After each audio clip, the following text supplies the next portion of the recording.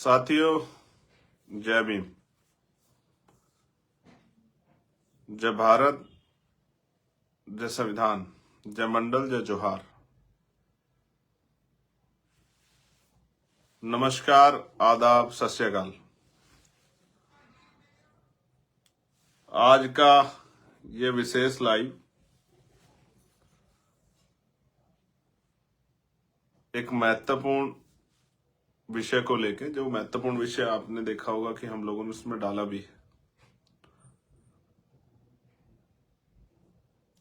Poster में कि किस विषय को लेके हम लोग लाइव है, और ये इम्पोर्टेंट है। मैं इसकी इम्पोर्टेंस को भी आपको समझाऊंगा। और इसी के बीच में एक बात मेरे दिमाग में आ गई है, मैं ये भी आपको बताऊंगा, जो एक इम्पोर्टेंट बात मेरे दिमाग में आई है।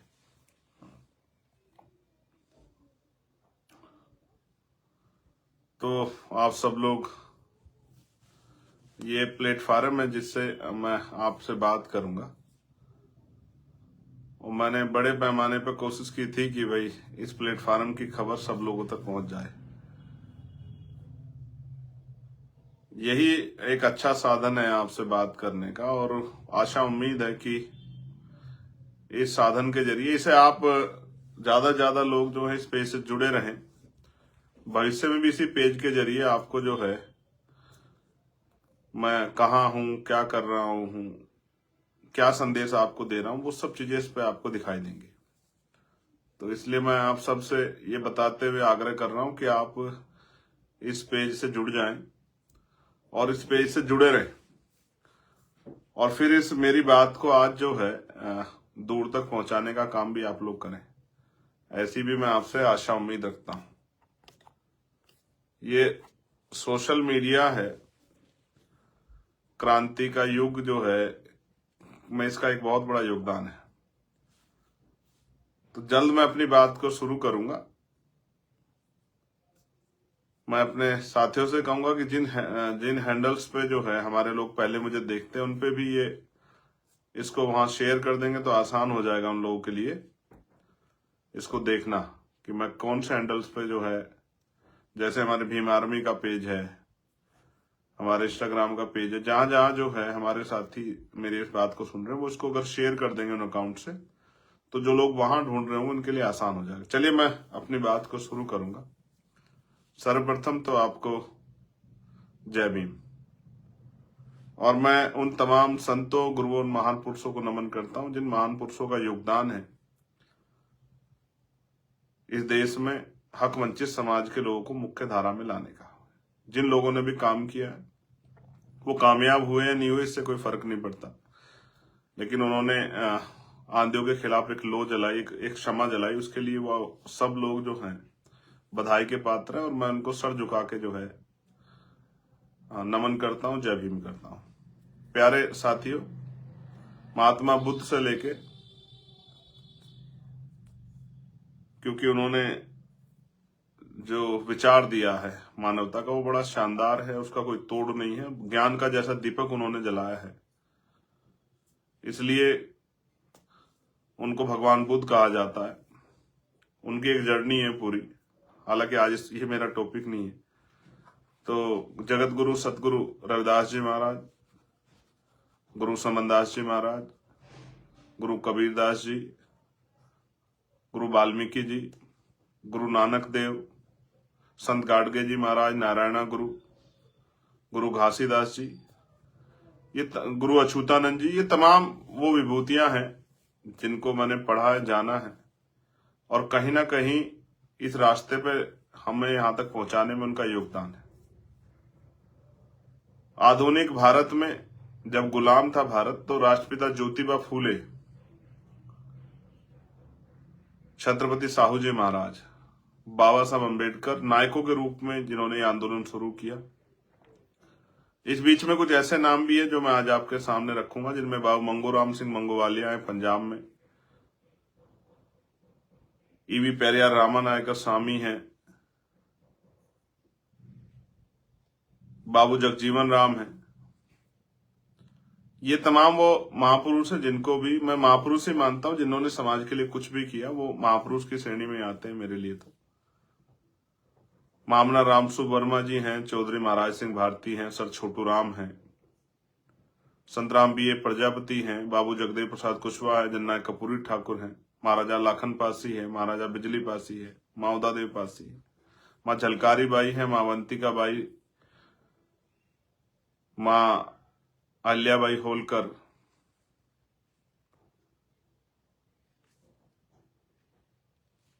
तमाम ये वीरांगनाएं, माँ फूलन देवी, मैं इनको भी नमन करता हूं।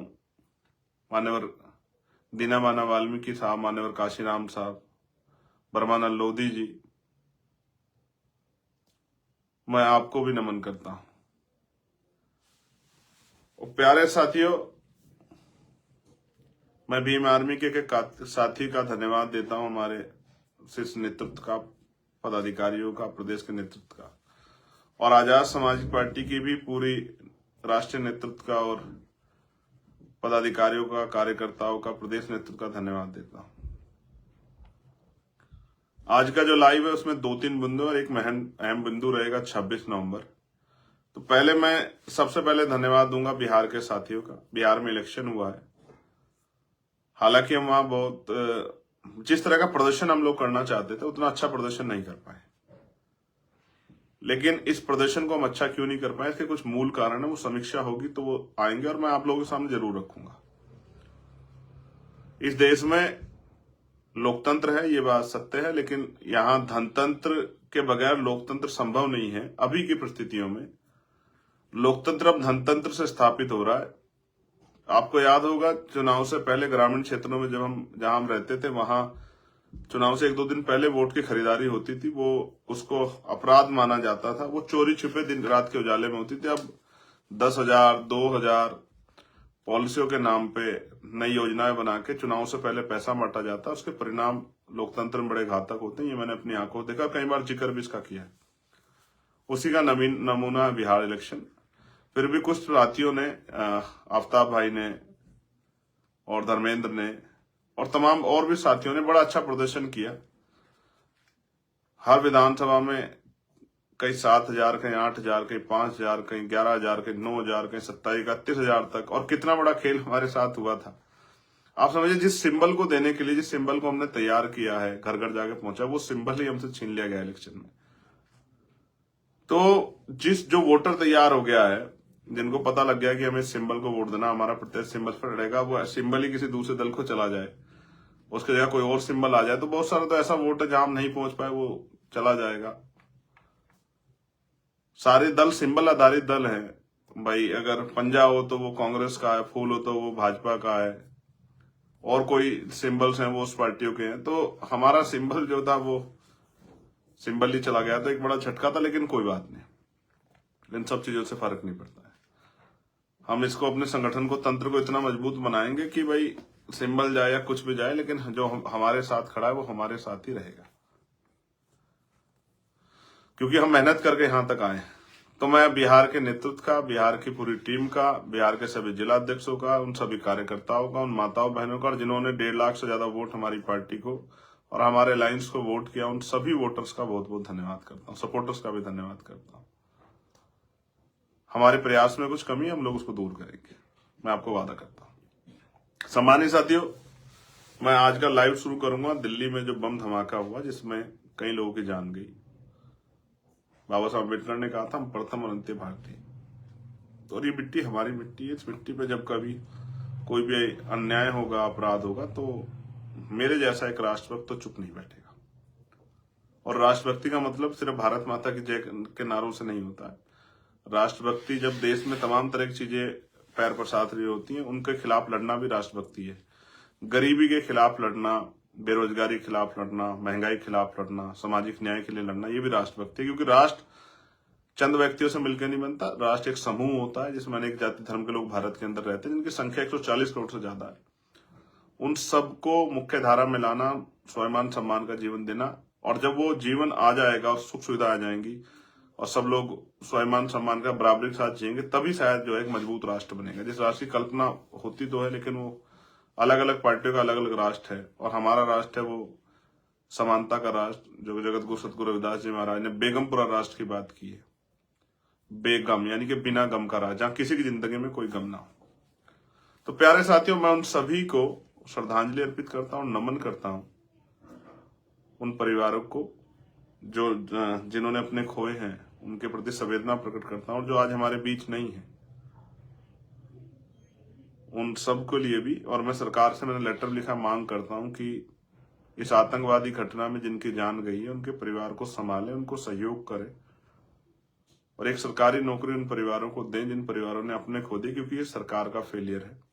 इसका जवाब होम मिनिस्टर को, दिल्ली की सरकार को, प्राइम मिनिस्टर को देना चाहिए कि आतंकवादी इतना बड़ा अपराध कर देते हैं और हमें अपराध होने के बाद खबर लगती है। ये राष्ट्र की एकता अखंडता का, राष्ट्र सुरक्षा का मामला, इसमें किसी तरह का समझौता नहीं किया जाए। जवाबदेही तय होनी चाहिए, उन अधिकारियों पर भी कार्रवाई हो जिन पर लापरवाही, वो कहां से आए, कैसे आए, और हमारे बॉर्डर सुरक्षा कैसी है, और यहाँ कैसा किस तरह की हमारी व्यवस्थाएं हैं कि कोई भी आतंकवादी मुंह उठा के चला आता है और इतना बड़ा हमला कर देता है। इस पर मैं कोई इफ बट नहीं है। उन पे इतनी सख्त कार्रवाई होनी चाहिए कि उनकी पीढ़ियां कांप जाए कि दोबारा किसी तरह से हमारे लोगों की जान लेने से पहले, हमारे लोगों पर हमला करने से पहले। और ये कहा गया था सरकार के द्वारा कि अब कोई भी हमला होगा तो उसको एक्ट ऑफ वॉर माना जाएगा, यानी कि उसको माना जाएगा कि जंग है, और जंग में उसी तरह का सलूक किया जाएगा जिस तरह का साथ जंग में विरोधियों के साथ होता है। कहा गया था ऑपरेशन सिंदूर रुका नहीं है। मुझे नहीं पता कि सरकार क्या कर रही है, लेकिन ये राजनीतिक मुद्दा नहीं है मेरे लिए, इसलिए मैं सरकार से आग्रह करता हूं कि वो कठोर कदम उठाए, क्योंकि मैं नहीं चाहता कल कहीं और बम धमाका हो। आज कश्मीर में भी हुआ है, मैं उनके प्रति भी अपनी संवेदना प्रकट करता हूं, और जो दोनों हमलों में जो घायल है उनके अच्छे स्वास्थ्य की मंगल कामना करता हूं। सरकार से मांग करता हूं कि उनका अच्छा इलाज कराए, और जो लोग हमारे बीच में उनके परिवारों को मुआवजा दो, और कम से कम एक सरकारी नौकरी उस परिवार दो, क्योंकि आपके फेलियर की वजह से हुआ। ये प्राकृतिक मौत नहीं है, ये हमला हुआ है, और ये इसमें लापरवाही, घोर लापरवाही सरकार की है। दूसरा इंपोर्टेंट जो है, ये इंपोर्टेंट आप इसलिए सुन लीजिए, फिर मैं आपसे व्यक्तिगत बात करूंगा, अपने दिल की बात।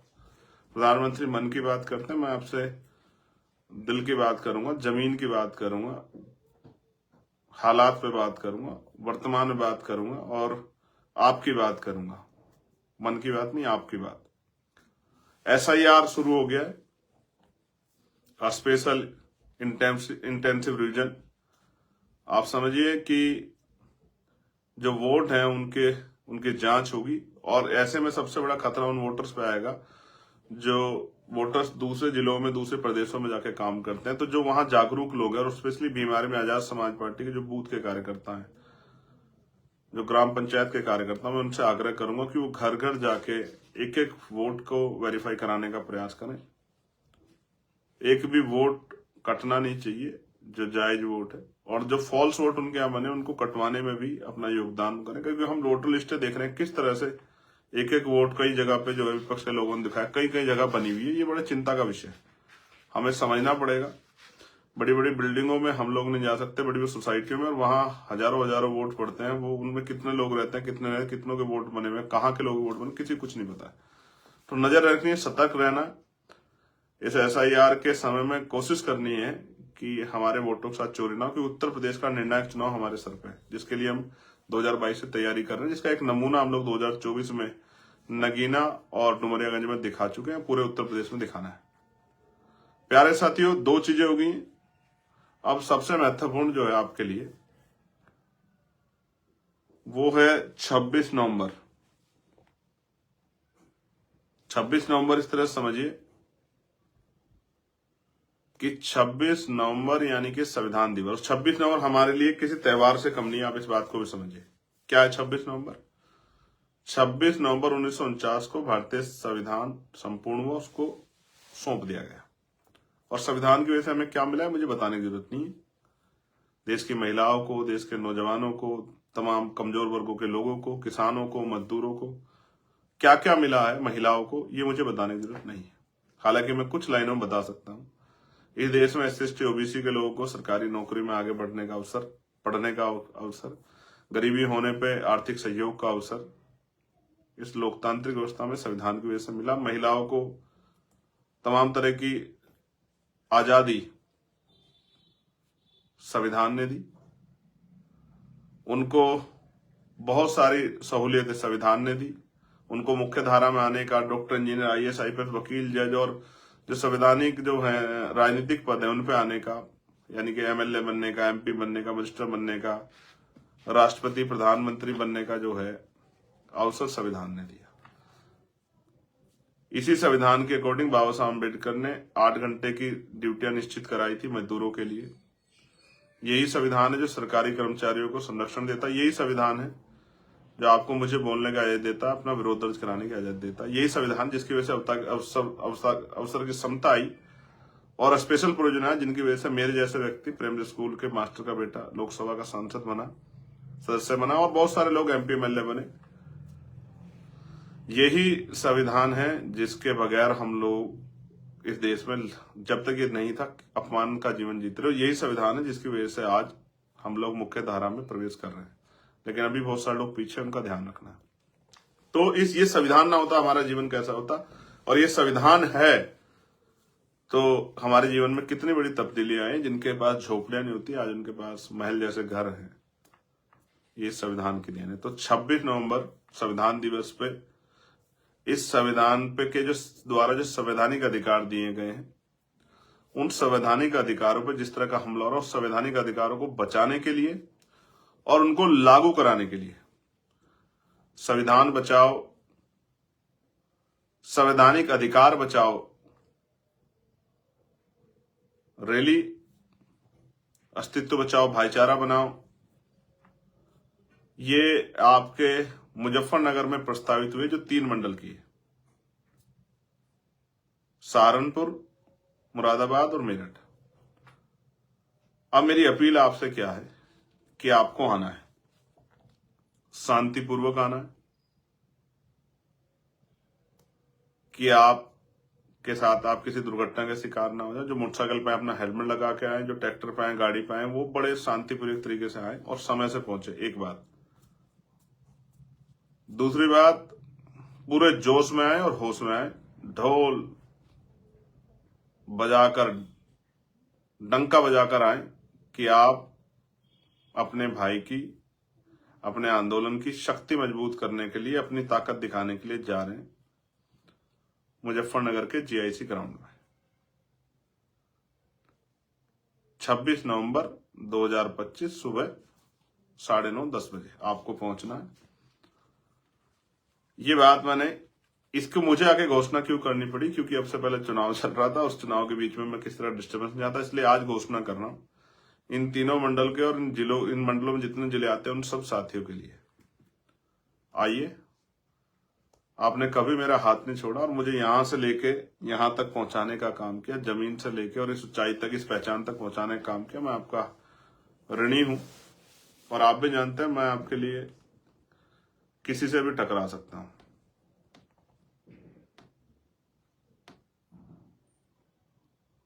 इसलिए आपसे आग्रह कर रहा हूं कि आप आइए और आकर इस त्योहार को, आजाद समाज पार्टी द्वारा जो त्योहार मनाया जा रहा है संविधान दिवस का, हमें 2 दिन डिसाइड करके बड़े अपने बच्चों को, अपने परिवारों को त्योहार की तरह सेलिब्रेशन इनका करना चाहिए। 26 नवंबर का और 26 जनवरी का, जिस दिन संविधान इस देश में लागू हुआ। 2 दिनों का जोर शोर से ढोल नगाड़े बजा के स्वागत करना चाहिए। और जिस तरह से आपने हमेशा मेरा साथ दिया, सहारनपुर के जो साथी मुझे सुन रहे हैं, मुजफ्फरनगर के, शामली के, बिजनौर के, मेरठ के, गाजियाबाद के, गौतम बुद्ध नगर के, हापुड़ के, बुलंदशहर के, मुरादाबाद, संभल, अमरोहा, चिट्ठी नहीं भेजी जाएगी भाई। आपका आंदोलन है, आपने यहां तक सींच के खड़ा किया है, आपको आना है और अपनी ताकत का प्रदर्शन करना है। संवैधानिक अधिकार बचाओ, भाईचारा बनाओ, रैली में आना है। 26 तारीख को अपने साधनों से आना है, अपनी रोटी खा के आना है, भूख लगे तो रोटी लेके आना है। ऐसी कोई व्यवस्था मेरे पास नहीं है। आपसे आग्रह ही कर सकता हूं, आपके गांव हैं जो शहर में रहते हो मुजफ्फरनगर में, उन परिवारों से अपने कहूंगा कि घर से ही अपने बस्तियों से जो शहर में रहते हैं निकले, बढ़िया बाबा साहब का आजाद समाज पार्टी का झंडा लें हाथ में और ढोल बजाते हुए रैली स्थल आए। और जो दूर से आएंगे उनसे कहूंगा बड़े सावधानी से, अनुशासन में, कानून का पालन करते हुए आए, बढ़िया ढोल नगाड़े बजाते हुए आए, क्योंकि आप जानते हैं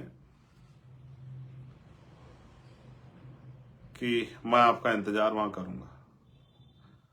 इसको हमने विस्तृत भी किया है, जिससे इससे लाखों लोग जुड़ेंगे। जो लोग यहां नहीं, जिनको बुलाया जा रहा, जो यहां नहीं आ रहा, वो नाराज मत होना। अभी आगे आपके यहां भी करेंगे, आपके मंडलों में भी ऐसे ही करेंगे। आप लोग इस ताकत शक्ति को जानते हैं। इस बार तो इनको बुलावा भेज के, इनको निमंत्रण भेज के बुला रहा हूं।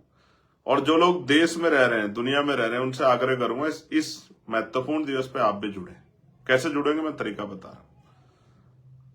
हम उस दिन यहां लाखों लोग जो यहां आएंगे वो, और जो अन्य अन्य जिलों में जहां भी होंगे, अन्य अन्य प्रदेशों में जाओगे, उन सबको 26 नवंबर को हम लोग संविधान की शपथ लेंगे। समय मैं आपको बता दूंगा।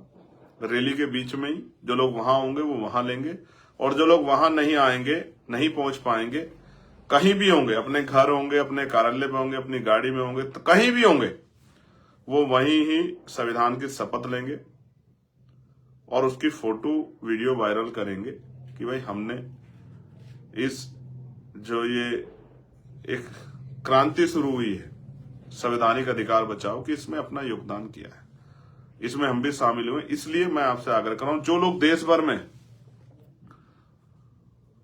उन सब से मैं कह रहा हूं, दुनिया भर में जो बाबा साहब को मानने वाले लोग हैं, चंद्रशेखर से प्यार करने वाले लोग हैं, आजाद समाज पार्टी भी हमारे प्यार, उन सबसे को जुड़ने का रास्ता मेरे पास यही। मैं आप सबको नहीं बुला रहा हूं, इन तीनों मंडलों के लोगों को बुला रहा हूं, और जो आ रहे हैं उन साथियों से कह रहा हूं, आपका जीवन बड़ा कीमती, बड़े ध्यान से आइएगा, आइए और मिलके सेलिब्रेट करते हैं। और वादा कर रहा हूं आपसे, एक ऐसा क्रांति का बिगुल बजाएंगे हम लोग कि 2027 में आजाद समाज पार्टी अपने बलबूते सरकार बनाएगी। इस बात का मैं आपको विश्वास दिलाता हूं। अगर आपने मेरी बात पे पहरा दिया और जिस तरह मैं आपको सिखाऊंगा उस बात पे आपने काम किया, कमर कस लिए। आप जानते हैं मैं जिद्दी आदमी हूं, कभी जिद नहीं पकड़ता, जब पकड़ लेता हूं तो फिर छोड़ता नहीं। उससे पहले एक भाई साहब ने कहा था ये पार्षद नहीं बन सकता, मैंने उस दिन कह दिया था प्रधान नहीं बन सकता, कि चलो भाई आपको करके दिखाते हैं। अब मुझसे किसने कहा कि उत्तर प्रदेश में सरकार बनाना बहुत मुश्किल काम है, तो मैंने ठीक है साहब, ये वो आपने जो चैलेंज किया है इसको एक्सेप्ट कर लेते हैं और इसको करके दिखाने के लिए पूरा प्रयास करते हैं। बाकी ऊपर वाले कुदरत की मर्जी, महापुरुषों, हम लोग संघर्ष करके अपने आप को साबित करने के लिए घर घर निकलेंगे, करेंगे अपने साथियों के साथ मिलकर काम। और जोश जुनून का मुझे पता है, प्रबुद्धजन सम्मेलन मैंने देखा आपका जोश जुनून, आपकी शक्ति के सामने कोई टिक नहीं सकता है।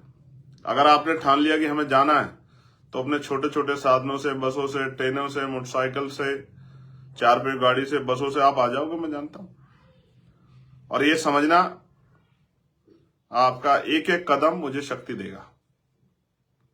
मेरी माओ को, बहनों को कह रहा हूं, बहुत सारी बहनें माएं मुझसे बड़ा प्यार करती हैं, उन सबको कह रहा हूं, जैसे जैसे आप रैली स्थल की तरफ कदम बढ़ाएंगे वैसे वैसे मेरी शक्ति बढ़ेगी, मेरी हिम्मत बढ़ेगी। आपने मुझे कभी निराश नहीं किया, मैं भी आपको निराश नहीं करूंगा, मैं आपको इस बात का वचन देता हूं। और मैं एक बहुत इंपॉर्टेंट बात आपसे कर रहा हूं, संविधान की प्रस्तावना पढ़ के हम लोग देश भर में जहां भी हो दुनिया में, हम लोग इस मूवमेंट से जुड़ सकते हैं। इस 26 तारीख के संवैधानिक अधिकार बचाओ क्रांति का जो बिगुल है उससे जुड़ सकते हैं। और जुड़ना है आपको, ये मेरा संदेश है आपको। देश भर में आप जहां भी हो, आप राजस्थान में हो, मध्य प्रदेश में, और लगभग 50 लाख लोगों का टारगेट हम लोगों ने बनाया है। कितने लोग हम लोग उस दिन, क्योंकि एक चैलेंज भी है उन लोगों को जो लोग संविधान को बदलना चाहते हैं, संविधान को कुचलना चाहते हैं, संविधान को कमजोर करना चाहते हैं। ये उनको एक चैलेंज भी है मेरा, बाबा साहब अम्बेडकर का सिपाही होने के नाते, कि और कोई लड़े ना लड़े, आजाद समाज पार्टी, भीम आर्मी इस लड़ाई को लड़ेगी और संविधान की रक्षा करेगी। इसी के लिए इसका निर्माण हुआ था, और संवैधानिक शक्ति बना के अपने लोगों के हालात बदलेगी, इनके आंसू पूछेगी। और इसके लिए चाहे आप कोई षड्यंत्र कर लो, मुकदमा करो, जेल भेजो, कुछ ही कर लो, सारे हथकंडे अपना लो। मैं आपको 2-3 चीजें बताता हूं, इंपॉर्टेंट है, आपके लिए काम आएगी। आपने इस पूरे चुनाव में किसी मेन स्ट्रीम मीडिया पे मेरी एक बाइट देखी जिसने मेरी बाइट लेके कहा हो कि चंद्रशेखर जी आप बिहार में चुनाव लड़ रहे हैं, इतनी सीटों पर चुनाव लड़ रहे हैं? मेरे विरोध में तो बताते हैं हेलीकॉप्टर से आ गया, बस से आ गया, पैदल आ गया, ये आ गया, लेकिन आपने कोई एक सभा देखी जो किसी मीडिया ने दिखाई हो? देखिए, आपने महसूस की कहीं? इतनी बड़ी बड़ी रैलियां आपने सोशल साइट पे देखी होंगी, देखिए ना आपने, हजारों हजारों लोगों की रैलियां थी। किसी एक मेन स्ट्रीम मीडिया ने कोई खबर बना के चलाई? आपने देखा कि चंद्रशेखर ने इतनी बड़ी सभा की, हजारों आदमी थे, या चंद्रशेखर के प्रत्याशी की उस प्रत्याशी की सभा में इतनी भीड़ देखी आपने? मेरे विरोधी तो एक लाइन मेरे खिलाफ लिखते हैं, उसकी खबर बना देते हैं मेन स्ट्रीम मीडिया के लोग, मीडिया के लोग, न्यूज एजेंसी। लेकिन मेरे पूरे चुनाव कैंपेन में देखा आपने आजाद समाज पार्टी के बारे में किसी पार्टी ने? आजाद समाज पार्टी 30,000 ज्यादा वोट लेके गई। गरीब के बच्चों ने जो है, गरीब परिवारों के बच्चों ने 27,000 वोट लिए। बनाई किसने खबर? मैंने इतनी रैलियां की, एक दिन में 6-6 सभाएं की, दौड़ के की। आपने इतना प्यार दिया मुझे, वोट के रूप में आशीर्वाद दिया। हालांकि हम उसमें कामयाब नहीं हो पाए व्यक्तिगत रूप से, लेकिन कोई बात नहीं। मैं आपसे, देखिए आपने कहीं, अब सवाल, मेरा सवाल आप खुद से सवाल करना जो मैं आपसे कर रहा हूं। मीडिया जब आपकी जरूरत होगी तब दिखाएगा आपको, जब आपका काम होगा तब नहीं दिखाएगा। समझे आप? यहाँ क्या दिखाना है क्या नहीं दिखाना ये तय किया जाता है, और तय करने वाले लोगों के हिसाब से काम होता है यहाँ। इसलिए तमाम साजिशें होंगी इस रैली को कमजोर करने की, इस रैली के खिलाफ मुहिम चलाने की, इस रैली को डिस्टर्ब करने की, तमाम इधर उधर की तमाम प्रयास होंगे, ऑडियो वीडियो ये वो सब कुछ होगा। लेकिन आपको मेरा ये सीधा संदेश है, किसी चीज पे ध्यान मत देना, सिर्फ अपने लक्ष्य पर ध्यान रखना कि हमारी रैली ही हमारी शक्ति का निर्धारण करेगी और दूर तक बताएगी कि हम ने इन मंडलों में मेहनत करके क्या अर्जित किया। आपने जो 5 साल मेहनत की है, खून पसीना लगाया है, मैं अपने परिवारों से कहूंगा परिवारों के साथ आना। एक मौका उत्तर प्रदेश के लिए चंद्रशेखर आजाद को, फिर बताता हूं कैसे काम किया जाता है। फिर आप कहना उस मौके के बाद कि आपकी तरफ कोई, आपके क्षेत्र में कोई परेशानी है, सड़क नहीं है, बिजली नहीं है, पानी नहीं है, रोजगार के साधन नहीं है, अच्छे स्कूल नहीं, अच्छे कॉलेज नहीं, अच्छी यूनिवर्सिटियां नहीं, अच्छे हॉस्पिटल नहीं, मुझसे कहना। अन्याय हो रहा है किसी के साथ, किसी को उसकी फसल के किसान को दाम नहीं मिल रहे, मुझसे कहना। मुझसे एक मौका, कहां फिरते हैं उनको नेता को ढूंढते कि कौन मिलेगा नहीं मिलेगा, है ना चंद्रशेखर आपके लिए? बिजनौर के अपने भाइयों से कह रहा हूं, जो जो सुन रहे हो, मेरी एक आवाज पे खड़े रहते हो ना मेरे प्यारों, मेरे लिए जान निछावर रख कर दो, जान हथेली पे रखते हो। इंतजार करूंगा, एक दिन मांग रहा हूं 26 नवंबर का। इस बार अपने साधनों से आना, एक आदमी 10 आदमी लेकर चलना और बताना कि आजाद समाज पार्टी, चंद्रशेखर आजाद क्या वाकई में स्टैंड करते हैं, या जिस तरह की दुश्मन खबरें फैला रहे हैं वो उनकी बात सच्ची है। जो माँ बहन भाई बुजुर्ग मेरी बात को सुन रहे हैं, उन सबसे मेरी अपील है, ये कार्यक्रम जब तक हम बंद कमरे में करते हैं ना तब तक उसको कोई नहीं देखता, लेकिन जब हम खुले में करते हैं ना तो फिर आपकी संख्या या आपका शक्ति प्रदर्शन होती है। सारी बात कह दी, बहुत कम उसमें आपको समझ आ गई। लेकिन फिर मैं आपसे पूछ रहा हूं, अपने मन से सवाल करो। एक मीडिया में अगर आपने मेरी रैली देखी हो, मेन स्ट्रीम मीडिया में एक रिपोर्ट आपने देखी हो, आजाद समाज पार्टी का नाम देखा हो, तो कृपया मुझे जरूर बताएं। ये पूरा चुनाव खत्म हुआ, पूरे चुनाव प्रचार किया मैंने, हेलीकॉप्टर से भी किया, पैदल भी किया, 4 पहियों गाड़ी से भी जा किया, सिंगल गाड़ी से भी जा किया। कहीं देखा हो तो बताना। बस यही इतना ही कह रहा हूं, समझ जाओ। आपकी लड़ाई है, आपने सारे लड़नी है, अपने कंधों पे लड़नी है। जैसा बताया था ना, पांव पांव चलो, गांव गांव चलो, चलो बूथ की ओर, चलो डोर टू डोर। याद रखो मेरी बात को, ये लोकतंत्र है। अगर आप शक्ति नहीं बनाओगे तो कुचल के निकल जाएंगे लोग। और बस आप कहते थे काशीराम साहब, भीख मांगना बंद करो, सत्ता का प्रबंध करो। इसलिए आपसे कह रहा हूं, बिना सत्ता के वो जो करना चाहते हैं वो नहीं कर पाएंगे। ठीक है, क्या कहा आपसे मैंने? साहब कहते थे भीख मांगना बंद करो, सत्ता का प्रबंध करो। आपने शक्ति नहीं बनाई तो कुचल दिए जाओगे आप, आपके अधिकार और शक्ति बनाई तो इज्जत सम्मान की जिंदगी और आने वाली पीढ़ियों के लिए सम्मान और जीते जी सुख सुविधा सम्मान मिलेगा। ना जाति ना धर्म, हर वर्ग के लिए, हर व्यक्ति के लिए, किसान के लिए, नौजवान के लिए, आत्मसम्मान की लड़ाई को मजबूत करने के लिए, महिला बहनों के लिए, माओ के लिए, सबके लिए पॉलिसी बना के अच्छे स्कूल, अच्छे कॉलेज, अच्छे हॉस्पिटल, अच्छी सड़कें, बिजली पानी की व्यवस्था, महंगाई पर हमला और सुख सुविधा सम्मान, अच्छी कानून व्यवस्था गारंटी के साथ। इसलिए आपसे मेरी अपील, पुनः कह रहा हूं, जो देश भर के लोग जुड़ना चाहते हैं वो जिस समय हम यहाँ समय बता देंगे, जिस समय हम यहाँ संविधान की प्रस्तावना पढ़ेंगे, शपथ लेंगे, संवैधानिक शपथ जब हम लेंगे, उस शपथ से जुड़े और अपने घरों पे जहां भी आप हों देश दुनिया में, वहीं लेकर उसको सोशल मीडिया के जरिए उस कैंपेन से जुड़े। ये ऐसी मेरी अपील है। और बाकी मैंने आपसे कह दिया, सहारनपुर के अपने परिवार के लोगों को, मुजफ्फरनगर, मेरठ, शामली, बिजनौर, अमरोहा, संभल, मुरादाबाद, अपने भाइयों को, गाजियाबाद, बुलंदशहर, हापुड़, गौतम बुद्ध नगर, बागपत, इंतजार करूंगा 26 तारीख को। आपका अपना भाई चंद्रशेखर आजाद। और इस प्लेटफॉर्म को सेव कर लो, इसी पे अक्सर आपसे मुलाकात होगी। ये मैंने आपसे बताया सबसे शुरू में, इसको क्यों करने को कह रहा है, इसलिए क्योंकि ये मीडिया नहीं दिखाएगा, ये पैसा का मीडिया है भाई, ये नहीं दिखाएगा। आपको कहीं ना कोई प्रबंध करना पड़ेगा अपनी बात को पहुंचाने के लिए, जहां से आखिरी व्यक्ति तक आपकी बात पहुंच जाए। ठीक है, जो सहारा देगा वो इशारा देगा, आप साहब कहते थे। इसलिए अपने लोगों के सहारे पे चलो, पांव पांव चलो, गांव गांव चलो। दोबारा एक बार दोहरा रहा हूं, भीख मांगना बंद करो। हर चीज के लिए कहते रहता हूं, नौकरी दे दो, रोजगार दे दो, जमीन दे दो, न्याय दे दो, घर दे दो, पढ़ाई दे दो, अच्छी अच्छी रोजगार, स्वास्थ्य व्यवस्था दे, सब आपके हाथ में है। राजकाज बनाओ, फिर देखो कुछ भी नहीं मांगना पड़ेगा। इसलिए धन्यवाद, आभार, जय भीम, जय भारत, जय संविधान, जय मंडल, जय जोहार। आप सबके लिए मंगल कामनाएं। नमस्कार, आदाब, सत श्री अकाल। आइए मिलते हैं 26 तारीख को। एक बार बीच में अगर आ गया तो जरूर आपसे मुलाकात हो जाएगी लाइव के माध्यम से। अभी तो इतना ही, झंडा लेके चलिएगा,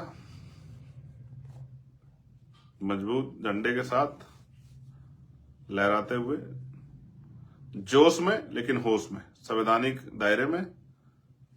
बाकी भरोसा, कभी आपने कमजोर नहीं पड़ने दिया, कभी आपने अकेला नहीं छोड़ा। इस बार भी आप आजाद समाज पार्टी भीम आर्मी को आशीर्वाद देंगे, ऐसा मेरा विश्वास है। धन्यवाद। और सभी कार्यकर्ताओं, नेताओं को यह आग्रह कि वो लगे, लोगों से अपील करें, गांव में जाएं, मां बहनों से अपील करें, बूथ से लेके और सीनियर पदाधिकारी, सब लोग, सब पे नजर है मेरी, कौन कितना काम कर रहा है, सबकी तरफ देख रहा हूं, कौन क्या, जो जैसा काम करेगा वैसे ही सम्मान मिलेगा। धन्यवाद। 26 नवंबर, संवैधानिक अधिकार बचाओ, भाईचारा बनाओ।